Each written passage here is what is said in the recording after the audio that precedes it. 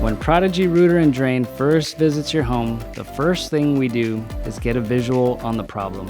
If we can run a camera, we're going to inspect the entire sewer and see what is actually giving you guys issues. So once we pull out our camera and we found that we have problems with roots or mud or scale inside the original sewer, we will use a hydrojetting service to clean out thoroughly the entire lateral. Once we clean out the drain, we camera inspect again and find out what kind of solution we're going to need for this problem. In this scenario, we're going to replace the section of pipe with a trenchless pipe liner. First, we're going to measure the liner length along with the cowl tube that's going to inflate inside of the liner.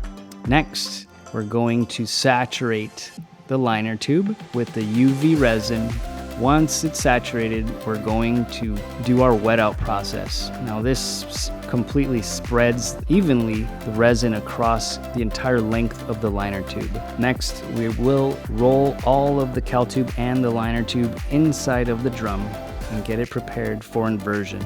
Once we have our generators and all of our light equipment ready, we are going to start inversion process into the old sewer pipe. Once the liner is inverted, we will next invert the cowl tube inside of the liner tube. Once the liner and the cowl tube are both successfully inverted, we will then use the UV equipment to start the curing process.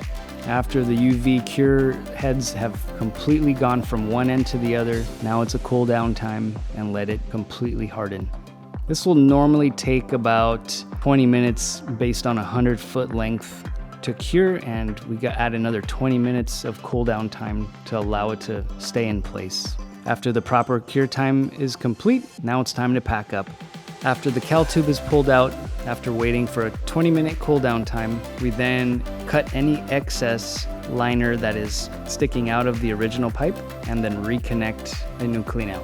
Once that is completed, lastly, we will backfill all of the native soil back into the trench, and you will never know we were even there.